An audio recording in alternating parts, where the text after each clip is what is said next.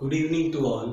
Welcome to my YouTube channel Academic Maths by Piyush sir. इस series में हम लोग डिस्कस करने जा रहे हैं क्लास 10 की कंप्लीट मैथमेटिक्स। इसमें पहला चैप्टर जो है आपका वो आता है रियल नंबर्स का, है ना। तो रियल नंबर्स को जानने से पहले कुछ और नंबर्स के बारे में जानना बहुत जरूरी है, ठीक है। जैसे हम लोग कौन कौन से नंबर्स को समझेंगे। पहला नंबर हमको सबसे जो इम्पोर्टेंट जानना है वो है नेचुरल नंबर्स। कौन सा नंबर? Natural numbers. फिर उसके बाद सेकेंड नंबर पर आता है आपका होल नंबर्स, है ना। फिर उसके बाद इंटीजर्स आते हैं, फिर उसके बाद रेशनल्स आते हैं, फिर उसके बाद इरेशनल्स आते हैं। तब जाकर के हम लोग रियल नंबर्स के बारे में डिस्कस कर पाएंगे। तो जो सबसे पहला नंबर हम लेते हैं इसका नाम है नेचुरल नंबर्स, ठीक है। तो नेचुरल नंबर्स कैसे आया, इसकी जरूरत कैसे पड़ी, कैसे। देखो एक चीज आपने सुना होगा, एक कहावत है, आवश्यकता आविष्कार की जननी है। जब तक हमको जरूरत नहीं थी तब तक हम बिना नंबर्स के भी जी रहे थे, लेकिन एक टाइम ऐसा आया जब हमको नंबर्स की जरूरत पड़ती है। और आपने देखा है कि सबसे पहले जो जरूरत पड़ती है, अगर अपने बचपन को हम लोग एक बार देखने की कोशिश करें तो वहां पे आपको सबसे पहली जरूरत इस मैथमेटिक्स की या इस काउंटिंग या इस मैथ्स नंबर्स की कैसे पड़ती है। सबसे पहले आपने काउंटिंग सीखी। सबसे पहले आपने क्या सीखी? काउंटिंग सीखी। उस काउंटिंग में आपको जरूरत पड़ती है नंबर्स की। जब नंबर्स की जरूरत पड़ती है तो जो हमारे नेचुरल नंबर्स है वो वास्तव में किसके लिए होते हैं? जो हमारी नेचुरल नीड है। नेचुरल नीड कौन सी है? हमारी काउंटिंग। काउंटिंग के लिए जो नंबर्स यूज किए जाते हैं उन्हीं को हम लोग क्या बोलते हैं? नेचुरल नंबर्स बोलते हैं। क्या बोलते हैं? नेचुरल नंबर्स बोलते हैं। तो इसकी डेफिनेशन वैसे भी नॉर्मल तरीके से लिखा जा सकता है, all the counting numbers are called natural numbers। Clear? Okay. अब देखो काउंटिंग की अगर बात करें तो काउंटिंग सबसे पहले कैसे स्टार्ट हुई? आपने 8th में देखा होगा। सबसे पहले देखो ये चीजें हमें मिली कहां से हैं। दरअसल जब जो हमारी केव्स हैं, है ना, उनकी जब खुदाई हुई और बहुत सारी चीजें देखने को मिली तो वहां पे हमने क्या देखा कि इस तरीके से कुछ सिस्टम वहां पे केव्स पे लोगों ने डेवलप किया हुआ था। ये सिस्टम जब बाद में देखा गया, समझा गया, इनको पढ़ा गया तो ये समझ में आया कि ये सिस्टम जो है वो काउंटिंग के लिए यूज किया जा रहा था। किसके लिए यूज किया जा रहा था?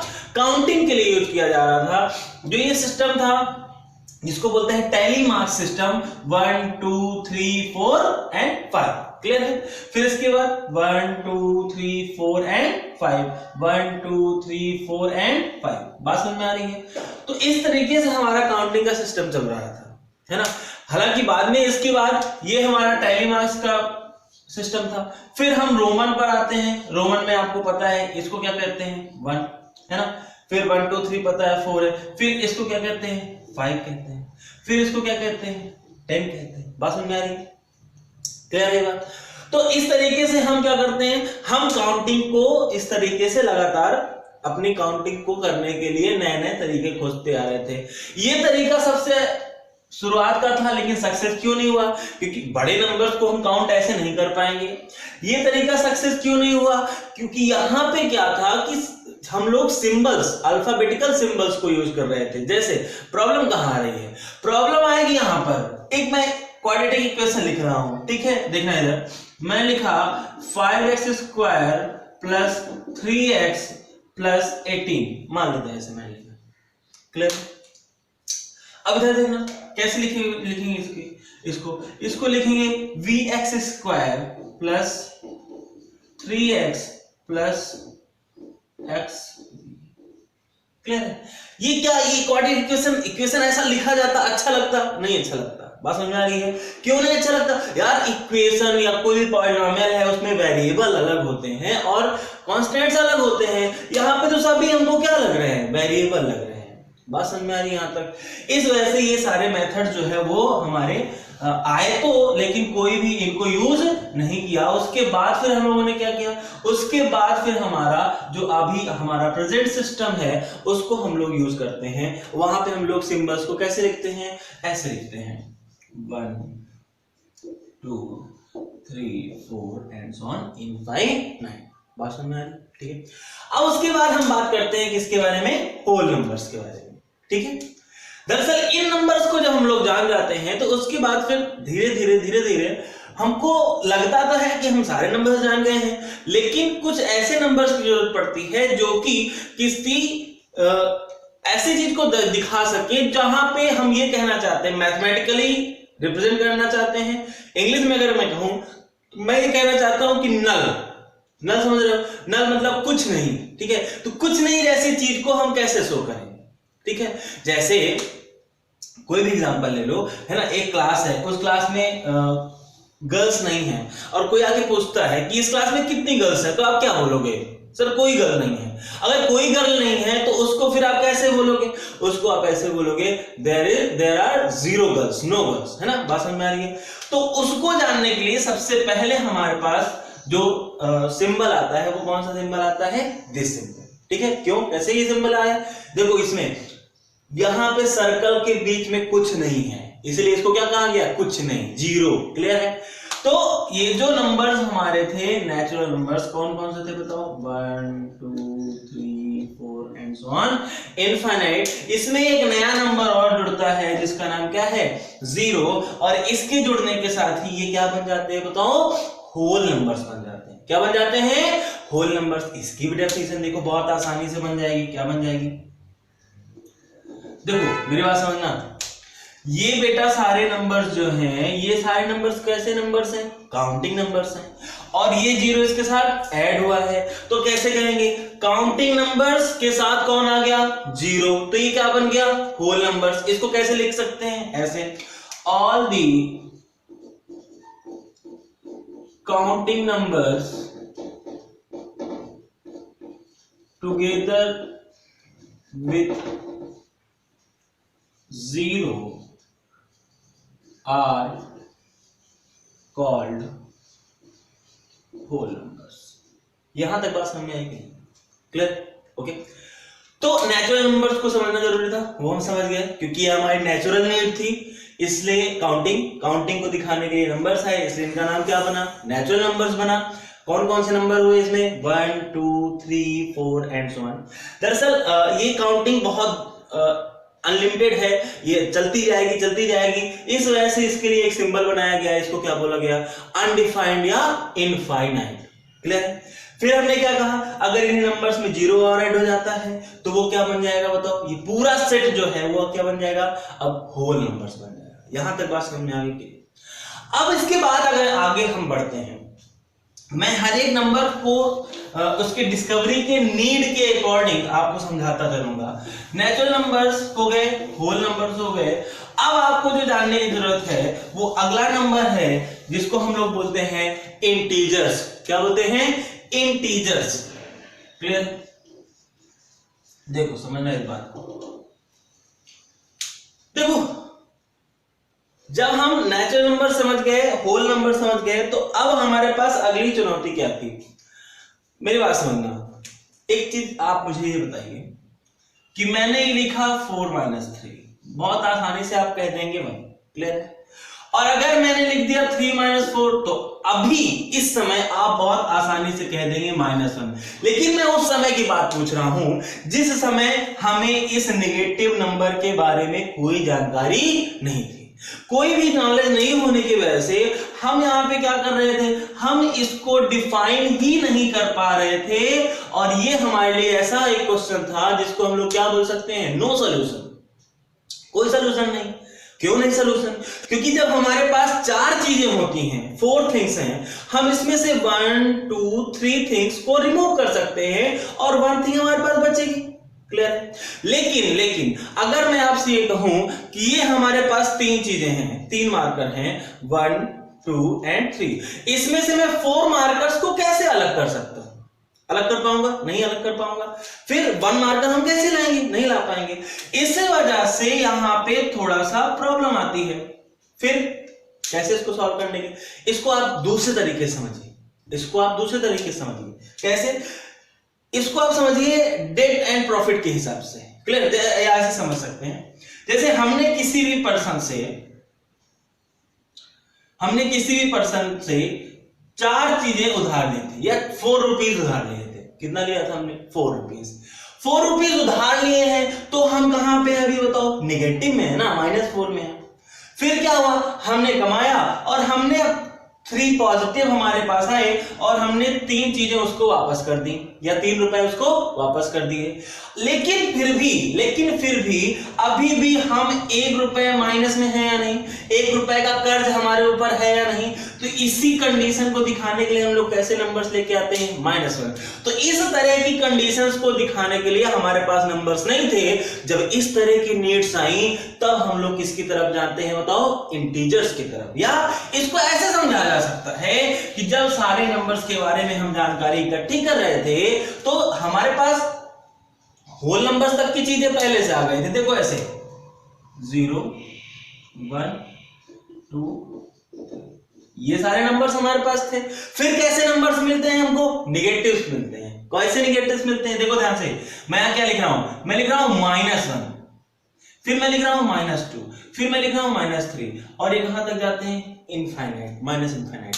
ठीक है। दरअसल मैंने 0 का निगेटिव क्यों नहीं लिखा? क्योंकि 0 का मतलब क्या है? कुछ नहीं, वो ना ही पॉजिटिव में रहेगा और ना ही निगेटिव में रहेगा। अब मेरी बात समझना, यहीं से तुरंत डेफिनेशन बन जाएगी इंटीजर्स की, तुरंत बनेगी। देखो कैसे, इधर अभी ये बताओ मुझे, ये पूरा क्या है? ये पूरा क्या है? ये है पूरा होल नंबर्स। ये क्या है? Whole numbers. अच्छा ये क्या है? वास्तव में ये होते नेचुरल्स। क्या होते? नेचुरल्स। क्यों? 1 2 3 4। क्लियर है? लेकिन इसमें क्या है? नेगेटिव लगा है, इसलिए इसको क्या बोलेंगे? Negative of naturals. क्लियर है? देखो जो होल नंबर्स होते हैं उनका स्टार्टिंग वर्ड W है, तो उनको हम कैसे रिप्रेजेंट करते हैं? W से।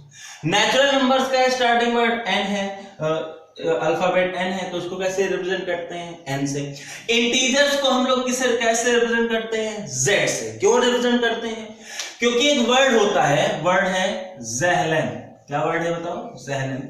ज़हलन वर्ड का मतलब भी नंबर्स ही होता है, तो उस ज़हलन वर्ड के Z को हम लोग इंटीजर्स को रिप्रेजेंट करने के लिए यूज करते हैं। क्लियर है? ओके। तो यहां से डेफिनेशन बन गई कि नहीं? बन गई कि नहीं? देखो क्या क्या मिला, देखो इधर, all the whole numbers together with negative of naturals, naturals भी कह सकते हैं और नेचुरल नंबर्स भी कह सकते हैं, of naturals are called integers. यहां तक बात समझ में आई? क्लियर है? ओके। ये 3 चीजें जानना बहुत जरूरी है। क्लियर है? क्यों? आपने खुद ही देखा कि नेचुरल में क्या था? सिर्फ यहां तक कुछ नहीं था, इधर की चीजें थी। होल में यहां तक की चीजें हैं, इंटीजर्स में यहां तक की चीजें हैं। क्लियर है? सबकी नीड समझ में आ रही है।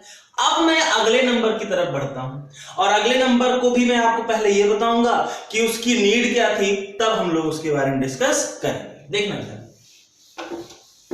देखो जो भी डेफिनेशन वगैरह है, नोट्स बनानी है, कुछ भी है, तो आप लोग वीडियो पॉज करिएगा, उसको नोट्स आप बना लीजिए। ठीक है ना? अब मेरे पास इतना टाइम तो है नहीं, मैं आगे बढ़ता जाऊंगा, आप तो पॉज करके कर सकते हैं। क्लियर है? हमको पूरी मैथमेटिक्स इसमें पढ़ानी है। ठीक है? आपका बोर्ड का एग्जाम भी है, बहुत सारी चीजें ध्यान में रखनी पड़ती है। चलो देखते हैं नेक्स्ट नंबर जो है हमारा, वो क्या है बताओ? रैशनल। क्या है? रैशनल। यार रैशनल नंबर की जरूरत क्यों पड़ती है? रैशनल नंबर की जरूरत हमें क्यों पड़ेगी? एक चीज समझना, एक ना 8th में आप जानते हो इसके बारे में, सुनते हो, समझते हो और पढ़ते हो। फ्रैक्शन, फ्रैक्शन समझते हो ना? फ्रैक्शन समझते हो ना? देखो इधर फ्रैक्शन। ठीक है? फ्रैक्शन का मतलब क्या होता है? Numerator upon denominator, numerator upon denominator. Clear है? ओके। कितने टाइप का ये फ्रैक्शन हो सकता है बेटा? फ्रैक्शन में 3 टाइप्स का होता है। पहला क्या होता है बताओ? पहला होता है प्रॉपर फ्रैक्शन, दूसरा क्या होता है इम्प्रॉपर फ्रैक्शन, और यही इम्प्रॉपर बाद में चल के क्या बन जाता है बताओ, मिक्स्ड फ्रैक्शन। क्या बनता है, मिक्स्ड फ्रैक्शन। दरअसल इस फ्रैक्शन की नीड क्यों आई और ये क्या है, इनके बारे में हम पहले समझना चाहते हैं, तब रेशनल नंबर्स पर आते हैं। सुनना इधर, इसकी नीड दरअसल क्यों आती, पहले वो समझो।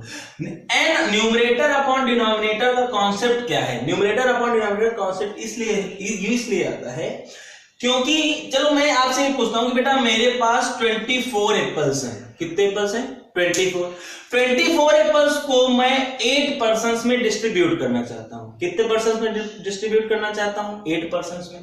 तो आप मुझे बता दोगे कि सर 3 एप्पल्स पर पर्सन आएंगे, क्लियर यहां तक बात। लेकिन मैंने कहा एप्पल्स तो बेटा 24 ही हैं, लेकिन जो पर्सन्स हैं वो कितने हो गए 10। तो अब आप मुझे बताओ, अभी तक की जितनी नॉलेज आपने गेन की, नेचुरल की, होल की और इंटीजर्स की, उसके अकॉर्डिंग क्या आप इस चीज को डिफाइन कर पाएंगे, बिल्कुल नहीं कर पाएंगे। इसलिए नीड हमको किसकी पड़ती है बताओ, फ्रैक्शंस और रेशनल्स की। यहां तक बात समझ में आई। सुनो अब इसको थोड़ा समझ लेते हैं कि ये न्यूमरेटर अपॉन डिनोमिनेटर है, सॉरी न्यूमरेटर अपॉन डिनोमिनेटर है। न्यूमरेटर और डिनोमिनेटर सिर्फ दो चीजें हैं कहां पे, फ्रैक्शन में, और इन्हीं दो चीजों पे ये 3 पार्ट्स इसके डिपेंड करते हैं। कैसे डिपेंड करते हैं, दरअसल ये जो प्रॉपर है, ये प्रॉपर इसका नाम इसलिए है क्योंकि यहाँ पे जो न्यूमरेटर है वो छोटा होता है किससे, डिनोमिनेटर से। एग्जांपल मैं आपको दे दूं 2/5, क्लियर है। तो 2 क्या है, न्यूमरेटर, और छोटा है किससे, डिनोमिनेटर 5 से। लेकिन इसका उल्टा होता है इम्प्रॉपर में, जो कि प्रॉपर नहीं है। इसमें क्या होता है, यहां न्यूमरेटर आपका बड़ा होता है किससे, डिनोमिनेटर से। अगर न्यूमरेटर बड़ा हो जाएगा डिनोमिनेटर से तो कैसे लिख पाएंगे इसको, देखो बहुत आसान है, 5/2। 5 जो न्यूमरेटर है बेटा वो डिनोमिनेटर 2 से बड़ा है या नहीं, क्लियर है यहां तक बात। और यही जो इम्प्रॉपर है वो किस में चेंज हो जाता है, मिक्स में। मैं एक बार आपको चेंज करके दिखाता हूं, देखना इधर, देखो ये 2 है, 5 डिवाइड कर 2 2 जा 4, यहां पे कितना 1। इसको कैसे लिखते हैं, इसी नंबर को हम लोग ऐसे लिख सकते हैं 2 होल 1/2, क्लियर है। तो ये किस में आएगा, होल नंबर और इम्प्रॉपर फ्रैक्शन, क्लियर है यहां तक बात, इम्प्रॉपर फ्रैक्शन, यहां तक बात क्लियर है, ओके। तो ये बात समझ में आ गई कि नहीं, पक्का क्लियर, ओके। आगे बढ़ते हैं, किसी को कोई प्रॉब्लम आती है तो आप लोग दोबारा से देख करके इसको समझ सकते हैं, ठीक है। नीड समझ में आ गई, चीजें समझ में आ गई। अब थोड़ा सा और आगे बढ़ते हैं बेटा, समझना। अभी मैं रेशनल नंबर्स को और अभी डिटेल में बताता हूं, अभी बस इतना समझ लो, ठीक है, कि रैशनल नंबर्स होते क्या, ठीक है। वो सभी नंबर्स, देखो रैशनल नंबर होने के लिए 3 कंडीशन मस्ट है। ये 3 कंडीशंस अगर कोई भी नंबर फुलफिल कर देगा तो वही हमारा क्या हो जाएगा, रैशनल बन जाएगा, ठीक है। रैशनल एक फैमिली है, उस फैमिली का एक मेंबर है जो भी उसका हेड है और उसका नाम क्या है, रैशनल है। और वो रैशनल 3 कंडीशन रखेगा, जो भी पर्सन उस 3 कंडीशन को फुलफिल करेगा वो उस फैमिली में रह पाएगा, अदरवाइज दूसरे पर्सन जो उसको फुलफिल नहीं करेंगे वो बाहर हो जाएंगे। कौन कौन सी कंडीशन, समझना बात को। पहली कंडीशन ये है कि रैशनल नंबर जो है वो हमेशा न्यूमरेटर अपॉन डिनोमिनेटर के फॉर्म में होना चाहिए, दैट इज p/q के फॉर्म में होना चाहिए, क्लियर। अब दूसरी चीज में क्या है, दूसरी चीज में ये है कि ये जो न्यूमरेटर और ये जो डिनोमिनेटर है, मतलब ये जो p और q है ना, ये क्या होने चाहिए। अभी तक आपने कितनी जानकारी इकट्ठा की, इंटीजर्स तक पहुंचे ना, तो ये p और q दोनों क्या होने चाहिए बेटा, इंटीजर्स होने चाहिए। क्या होने चाहिए, इंटीजर्स होने चाहिए। और एक चीज और कि जो डिनोमिनेटर है, डिनोमिनेटर कौन, q, ये कभी भी 0 नहीं होना चाहिए। क्यों नहीं होना चाहिए, अच्छा आप मुझे बताओ, मैंने लिख दिया 5/0, डिवीजन आप कर पाएंगे, नहीं कर पाएंगे, क्लियर है। इसके लिए मैं एक अलग से वीडियो बनाऊंगा, इसको हम लोग अनडिफाइंड या इनफाइनाइट कहते हैं। इसकी एक 10-15 मिनट की वीडियो मैं अलग से बनाऊंगा, आपको दिखाऊंगा कि ऐसा होता क्यों है, क्लियर है, ओके। अभी बस आप इतना समझो कि दरअसल न्यूमरेटर जो है वो जीरो हो सकता है, लेकिन डिनोमिनेटर कभी भी जीरो नहीं होगा। क्लियर है? ओके। जो भी नंबर इन तीन कंडीशंस को फुलफिल कर देगा वो किस में आ जाएगा बताओ? रैशनल नंबर्स की कैटेगरी में आ जाएगा। बात समझ में आ रही है यहां तक? क्लियर है? तो इसकी डेफिनेशन भी अगर लिखना चाहे तो लिख सकते हैं, the number which can be written in the form of P by Q, where P and Q are integers and Q not equal to 0। वो नंबर जो P बाई Q के फॉर्म में लिखे जाएं, जहां पे P और Q इंटीजर्स हैं बट Q कभी भी जीरो नहीं हो सकता, आर कॉल्ड रैशनल। क्लियर? तो आप डेफिनेशन बाद में लिख सकते। क्लियर? तो कुछ क्वेश्चंस और थोड़ा सा हम मतलब कुछ चीजें देख लेते हैं रैशनल्स के बारे में। ठीक है? जैसे मैं कुछ नंबर दूंगा और आपको बताना है कि रेशनल है या नहीं। देखो इधर मैंने लिखा 2/5 रेशनल है, बिल्कुल है। क्यों रेशनल है? क्योंकि यहां न्यूमरेटर अपॉन डिनोमिनेटर है, दोनों क्या है? इंटीजर हैं, और ये जो डिनोमिनेटर है वो जीरो नहीं है। अब भी है। क्लियर है? अब देखो मुझे बताना, ये बेटा रेशनल नहीं है। क्यों नहीं है? आपको लग रहा होगा कि सर ये तो P बाई Q के फॉर्म में है। बिल्कुल सही बात है। आपने कहा सर यहाँ पे Q नॉट इक्वल टू 0 है, हमने कहा बिल्कुल सही है। फर्स्ट कंडीशन फुलफिल हो रही है, मतलब ये वाली फुलफिल हो रही है, ये वाली। लेकिन इसके बारे में भी तो ध्यान दो भाई, P और Q को उन्होंने क्या कहा है? इंटीजर कहा है ना। अब मुझे ये बताओ, अभी इंटीजर पढ़ रहे थे, कहीं √2 दिखा है तुमको? नहीं दिखा है ना।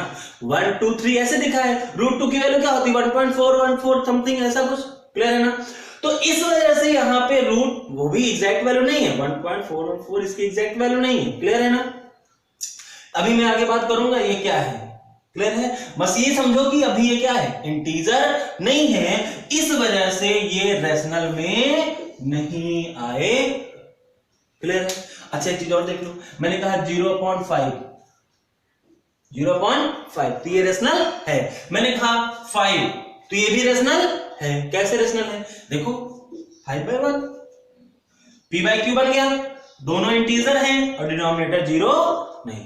क्लियर है? यहां तक बात समझ में आई कि नहीं? पक्का? ओके। अब हम लोग आते हैं इस रेशनल्स के बारे में थोड़ा और चीजें हो जाएंगी। दरअसल बेटा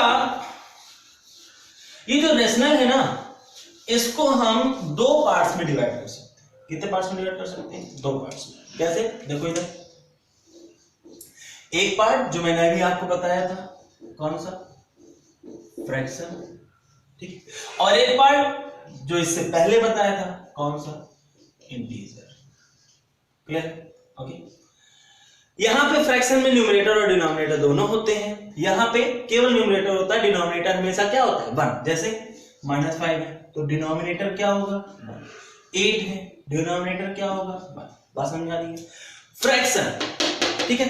फ्रैक्शन में भी क्या होगा? अभी मैंने बताया न्यूमरेटर छोटा और डिनोमिनेटर बड़ा, या न्यूमरेटर बड़ा और डिनोमिनेटर छोटा। समझना बात को। फ्रैक्शंस के बारे में अगर हम बात कर रहे हैं तो यहां पे देखो क्या है कि ये फ्रैक्शन जैसे मानते हैं लिखा है 24/5। क्या लिखा है? 24/5। तो एक तरीका तो इसको ऐसे ही लिखने का है, एक तरीका भी मैंने बताया है, इसको क्या लिख सकते हैं? 4 होल 4/5 लिख सकते हैं। ये क्या है? ये क्या है? मिक्स्ड फ्रैक्शन है। लेकिन इसका एक तरीका और होता है। कौन सा तरीका? समझना, इसको हम डेसिमल फॉर्म में भी लिख सकते हैं। किसके फॉर्म में लिख सकते हैं? डेसिमल के फॉर्म में। कैसे लिख सकते हैं? समझना मेरी बात को। ये 5 है, 24 को डिवाइड कर रहे हैं, 5 4 जा कितना हुआ? 20 हुआ। यहां पे क्या है? 4। ये तरीका।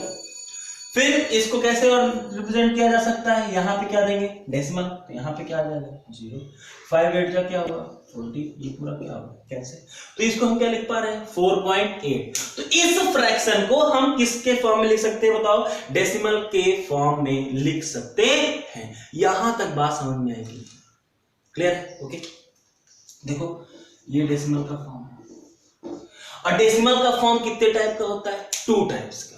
कितने टाइप का होता है, 2 टाइप्स का। देखो पहला जो डेसिमल होता है बेटा उसको हम लोग बोलते हैं टर्मिनेटिंग, क्या बोलते हैं टर्मिनेटिंग, और दूसरा जो डेसिमल है बेटा उसको हम लोग क्या बोलते हैं बताओ, रिपीटिंग, या इसका एक नाम और है क्या, रिकरिंग डेसिमल। क्या बोलते हैं, रिकरिंग डेसिमल।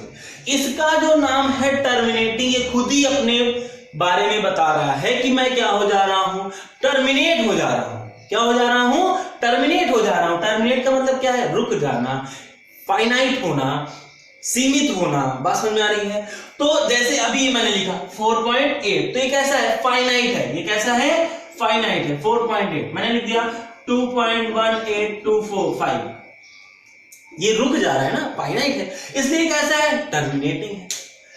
ये जो है इसका नाम क्या है, रिपीटिंग डेसिमल। क्या नाम है, रिपीटिंग या रिकरिंग, रिपीट करना, बार बार जो रिपीट हो। लेकिन ध्यान देना, रिपीटिंग तब जब ये फिक्स्ड इंटरवल पर रिपीटिशन हो। कहां पर होना चाहिए रिपीटिशन, फिक्स्ड इंटरवल पर रिपीटिशन होगा, तब इसको हम रिपीटिंग डेसिमल कह पाएंगे। जैसे इधर समझो, ये लिखा है 0.171717, क्लियर है, एंड सो ऑन। तो देखो 1 का फिर 1 इंटरवल के बाद रिपीटिशन रिपीटिशन रिपीटिशन, है ना, फिक्स्ड इंटरवल पर रिपीटिशन हो रहा है। इसको हम और कैसे लिख सकते हैं, देखो 0.17 के ऊपर बार, या ऐसे देख लो 0.333 एंड सो ऑन। इसको क्या लिख सकते हैं, 0.3 के ऊपर बार, क्लियर है? तो ये डेसिमल जो फ्रैक्शन है उसको हम डेसिमल फॉर्म में लिख सकते हैं। फिर से समझना, ये जो रेशनल नंबर है 2 टाइप्स का, एक फ्रैक्शन फॉर्म का जहां न्यूमरेटर अपॉन डिनोमिनेटर होता है, और दूसरा इंटीजर जहां पे डिनोमिनेटर हमेशा क्या होता है, 1 होता है। इस फ्रैक्शन को हम डेसिमल फॉर्म में भी लिख सकते हैं। ये कंप्लीट डिवीजन हो जाएगा तो ऐसा हो जाएगा, कंप्लीट डिवीजन नहीं होगा तो डेसिमल फॉर्म जाएगा। डेसिमल फॉर्म 2 टाइप्स का, या तो टर्मिनेटिंग होगा और या तो क्या होगा, रिपीटिंग। टर्मिनेटिंग रिपीटिंग 9th में पढ़ चुके हो, यहां फिर से मैं पढ़ाऊंगा। या तो टर्मिनेटिंग होगा या फिर रिपीटिंग हो जाएगा। टर्मिनेटिंग का मतलब जो रुक जाए, फाइनाइट हो। रिपीटिंग का मतलब जो लगातार फिक्स्ड इंटरवल पर, इस वर्ड को ध्यान देना, फिक्स्ड इंटरवल पर रिपीटिशन होना चाहिए। यहां तक बात समझ में आ गई? ओके, अब देखो बेटा, समझना मेरी बात को, इस चीज को मैं थोड़ा सा और दूसरी जगह समझाना चाहता हूं, समझना।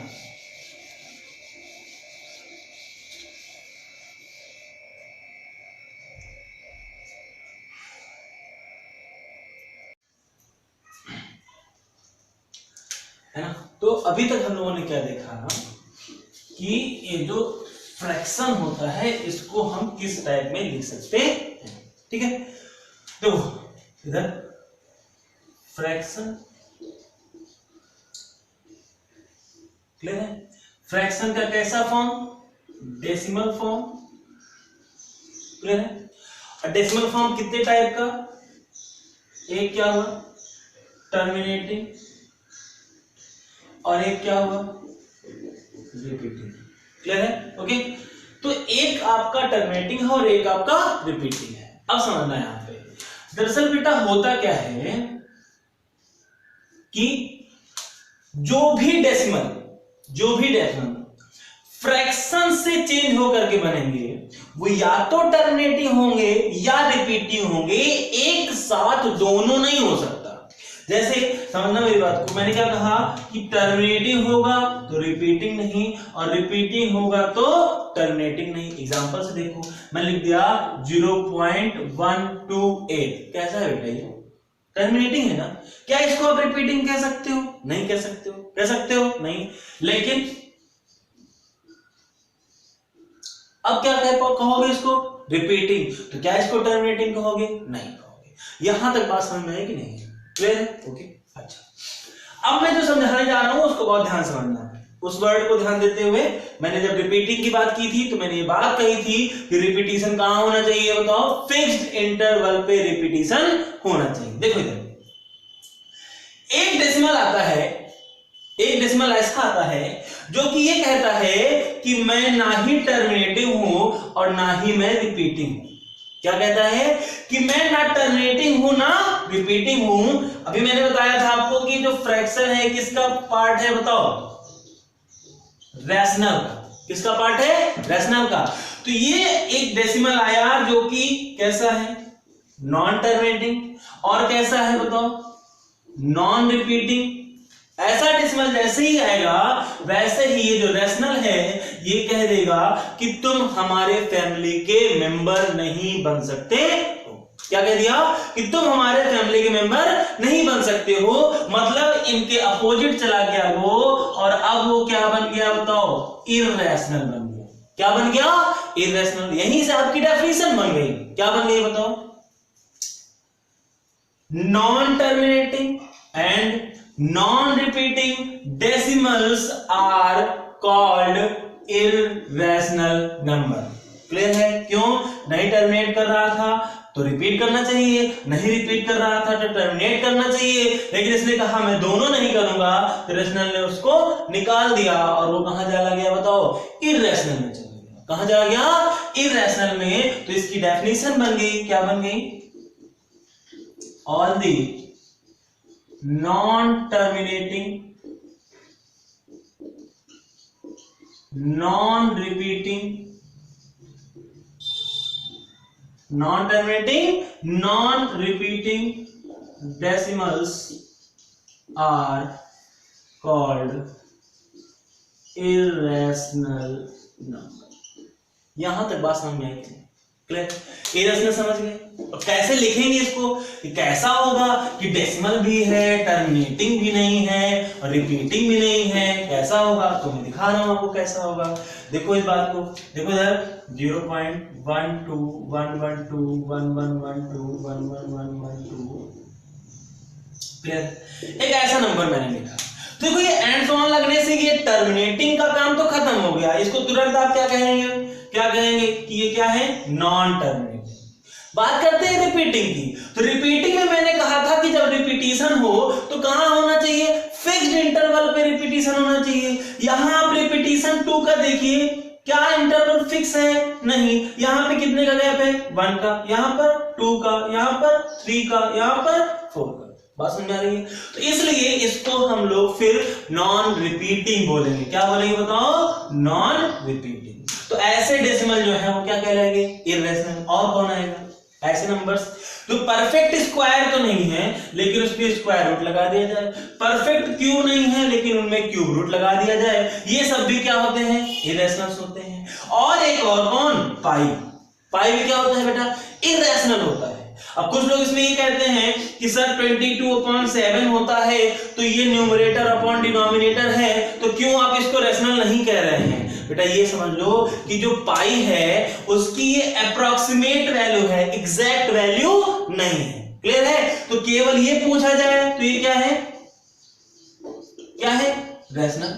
और केवल ये पूछा जाए तो ये क्या है? इररेशनल। बात समझ में आ गई? क्लियर है? ओके।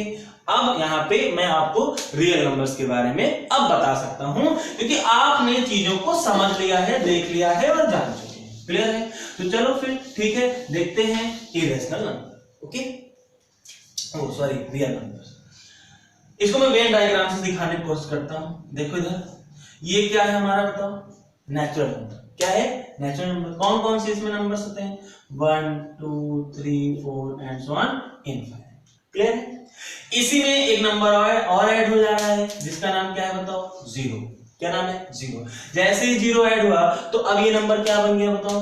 अब ये नंबर हमारा बन गया होल नंबर। क्या बन गया बताओ? Whole number. यहां तक बात समझ में आई कि नहीं है? क्लियर है? अगर मैं आपसे पूछूं कि is a whole number a natural number तो आप कहेंगे नो। क्यों? क्योंकि एक होल नंबर कौन? 0, ये नेचुरल में नहीं आता। लेकिन अगर मैं आपसे कहता हूं कि is a natural number a whole number, क्या एक नेचुरल नंबर होल नंबर होता है? तो आप कहेंगे यस सर, सारे नेचुरल नंबर जो है वो होल नंबर होते हैं। क्लियर है? ओके, समझ में आ रही बात? अब उसके बाद इसके बाद आगे बढ़ते हैं, किसके बारे में जानते हैं? इंटीजर्स के बारे में। इंटीजर्स में ये सारे नंबर्स होते हैं, ये भी होते हैं, लेकिन अभी कौन नहीं है यहाँ पे? ये नहीं, -1, -2, -3, -4 एंड सो ऑन, -8, 5, 9। क्लियर है? ओके, ये नंबर जब ऐड हो जाएंगे तब ये अब क्या बन जाएगा बताओ? इंटीजर बन जाएगा। ओके, अब इसके बाद इसमें एक नंबर और ऐड होगा। क्लियर है? इसको क्या बोलते हैं? रैशनल। क्या बोलते हैं? रैशनल। क्यों रैशनल? रैशनल को क्यों से क्यों दिखाते हैं? इधर देख लो, 2 से आप डिवाइड करो 8 को, नहीं 8 को ना करो, चलो ठीक है, मान लेते 9 को डिवाइड करो, ठीक है, तो ये क्या जाएगा? 4.5 आएगा। इसको क्या बोलते हो? डिवाइजर। इसको डिविडेंड। इसको क्या बोलते हो? कोसेंट ना। तो यही तो 9/2, यही तो है ना रैशनल। बोलो भाई, इसको क्या बोलते हैं हम? क्यू बोलते हैं, रैशनल बोलते हैं। क्लियर है? तो इसमें कैसे नंबर्स आएंगे? कैसे नंबर्स आएंगे? इंटीजर्स हो गए हैं, फ्रैक्शंस बाकी हैं। तो फ्रैक्शंस में जैसे 2/5, 8/17, इस तरह के नंबर्स। अब ये फ्रैक्शंस को हम दूसरे फॉर्म में लिखते हैं। किस फॉर्म में? डेसिमल के फॉर्म में। जैसे 0.3 के ऊपर बार, जैसे 0.12, ये रिपीटिंग हो गया और ये टर्मिनेटिंग हो गया। ठीक है? ओके, बात समझ में आ रही है? चलो, जब ये सारे नंबर्स हम जान गए, अब इसके बाद दूसरा जो कैटेगरी है जिसको हम लोग क्या बोलते हैं बताओ? इर्रेशनल बोलते हैं। तो इर्रेशनल को किससे रिप्रेजेंट करते हैं बताओ? क्यू डैश से। किससे रिप्रेजेंट करते हैं? क्यू डैश से। इसमें कैसे नंबर्स आते हैं? अभी बताया हूं, जैसे √2 लिखा है ना, √5 लिखा है। क्लियर है? जैसे 2.171117, इस टाइप का नंबर है, जैसे पाई। तो ये सब क्या हो जाते हैं? इर्रेशनल हो जाते हैं। क्लियर? अब उसके बाद अगर मैं इन सारे नंबर्स को एक सेट बना करके पूरे नंबर्स को रिप्रेजेंट करूं, जितने बोर्ड में नंबर्स लिखे हुए हैं सबको इकट्ठा कर दूं, ये सारे नंबर्स और ये सारे नंबर्स, तब जाके हमारा कौन बनेगा बताओ? Real numbers. क्या बनेगा? Real numbers. यहां तक बात समझ में आई? ओके, तो ये था बेटा हम लोगों का रियल नंबर्स का इंट्रोडक्शन। कल इसके बारे में हम लोग आगे की बातें पढ़ेंगे और आगे की चीजें समझेंगे। तब तक के लिए आप लोग अच्छे से घर में मेहनत करते रहिए, पढ़ते रहिए। बोर्ड एग्जाम्स हैं इस बार आप लोगों के, तो उसके लिए ये सारी मेहनत की जा रही है और उस मेहनत को आप लोग सफल बनाइए। Good bye.